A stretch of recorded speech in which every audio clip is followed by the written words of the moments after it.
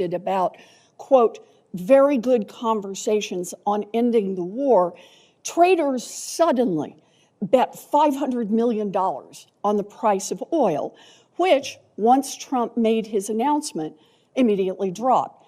It happened 14 minutes before Trump posted about ending the Iran war, traders placed a $500 million bet on oil. Senator Warren asked Hegseth one question: was it insider trading? This is the Senate Armed Services Committee.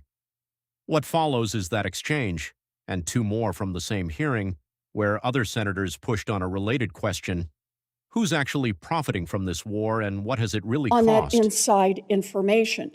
On March 23rd, just 14 minutes before Trump unexpectedly posted about, quote, very good conversations on ending the war, traders suddenly bet $500 million on the price of oil, which, once Trump made his announcement, immediately dropped.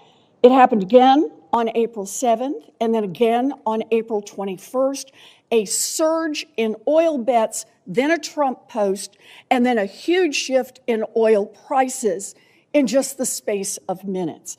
It looks like insiders have been making out like bandits, using secret information about the war. Now, one U.S. soldier has been charged, but that was for betting on capturing Maduro months ago. Not a single person has been charged in the many trades over the Middle East war. So, Secretary Hegseth, do you have any... Senator, all I can tell you is that everything we've done in our department, everything we've done with information, in working with the White House and across the interagency has been completely above board. Well, so what does it mean? Do you have any other explanation other than insider trading? Do you have a story for why just minutes before there's an announcement, there's a surge in trading activity? Senator, I'm more than focused on doing my job and ensuring we execute properly, which thankfully, under this administration, our troops have done incredible things in all these missions. My job in all of those moments is to make sure we're prepared. And that's part of the reason why we've been so successful in these raids, in these efforts, is that this joint force is prepared. You're saying you're not paying any attention to this insider trading. Is that what you're telling me? That you've paid no attention to this? You haven't noticed it? You haven't done anything about it? What I'm saying is we're focused on our mission of executing for the American people, and what happens in markets is not, in betting markets is not something we're involved in. Warren then turned the question from the department's information to Hegseth's own money, a Financial Times report about his broker and a specific fund. Obviously you're not. I'm also concerned about recent reporting on your own financial dealings with regard to profiting from the war in Iran. The Financial Times reported that your broker tried to buy hundreds of shares in a BlackRock fund invested in defense companies just before the war began. The law clearly prohibits the Secretary of That entire story is false, has been from the beginning, and was made up out of whole cloth. And anybody that looks at it sees how it was worded from the beginning to make it look like I was involved in something I had nothing to do and never have. So any insinuation that I've ever profited, other than serving this nation, what I give, what you give, what others give, I'm not looking for money. I don't do it for money. I don't do it for profit. I don't do it for stocks. And that's part of the reason why I'm able to be effective in this job, because no one owns me. No one owns this department. No one owns this president, and we can execute for the American people, and we do. The law clearly prohibits the Secretary of Defense from owning stock in the 10 biggest defense contractors. Other senators and I sent you a letter with detailed questions about this, and you have not given us a response. So I'd like to hear you say, did you, through your broker at Morgan Stanley or otherwise, seek to invest in any defense-related funds right before Trump started the Iran war? I'll give it to you as a big, fat negative. Then let me ask you a second question. Is your broker getting your personal sign-off on any investment in individual stocks? Bigger, fatter, negative. He's not getting your sign-off before he makes investments in defense stocks?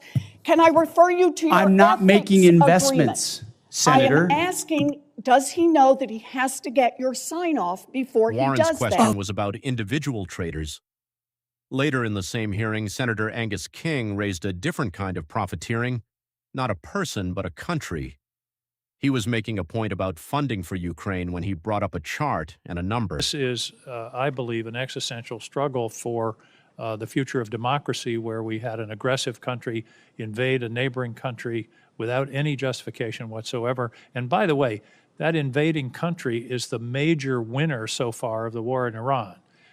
They've gotten, the estimates are $40 to $80 billion of additional revenues from oil and the relief of sanctions as a result of the war in Iran.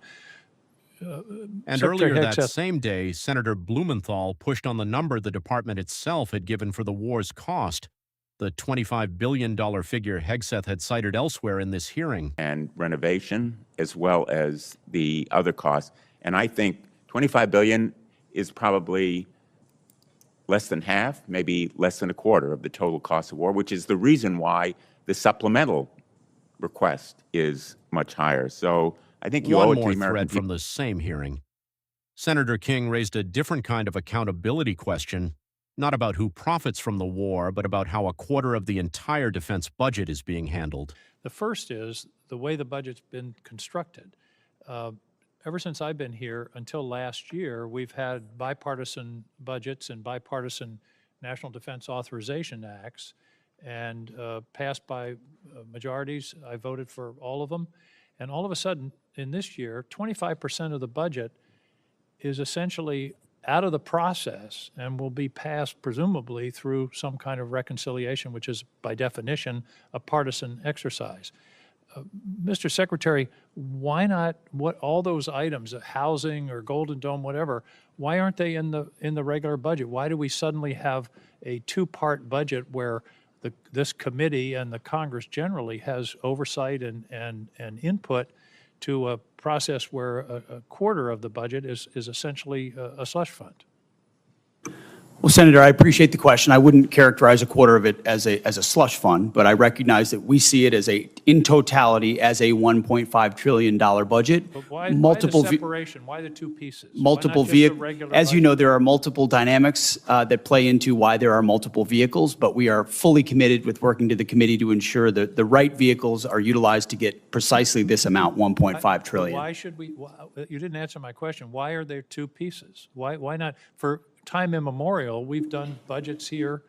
We've never, to my knowledge, we've never used this reconciliation process for a defense budget before. What's going on? Why not? My understanding of the reason for the vehicles is to ensure we actually get to 1.5 trillion, which is the most important bottom line. The most important bottom line is that top line of 1.5 trillion to fund what we need, and we think this process is the most effective way to get there, Senator. Well, what you're really saying is we don't want to deal with that pesky Congress. Line up what three senators raised in the same hearing. Warren pointed to $500 million in oil bets, perfectly timed around Trump's public statements, and got no explanation beyond not something we're involved in. King pointed out that Russia, by his account, gained tens of billions in oil revenue from the same war as a side effect of the sanctions relief that came with it. And Blumenthal argued the department's own $25 billion cost estimate was, in his words, probably less than a quarter of the real total. None of this is a verdict. No one has been charged in connection with the trades Warren described. King's $40 to $80 billion estimate for Russia is his own characterization, not an audited figure. And Blumenthal's less than a quarter claim is his own estimate, not the department's. Hegseth's position that the $25 billion figure is accurate and that his office has no connection to any of the trading activity is his own, included here in full. What's on the record is three separate senators using three separate lines of questioning, all circling the same basic question, in a war whose cost keeps being described differently depending on who's answering, who actually knows the real number, and who's benefiting from the gap. Subscribe for the next hearing, broken down clip by clip, straight from the public record.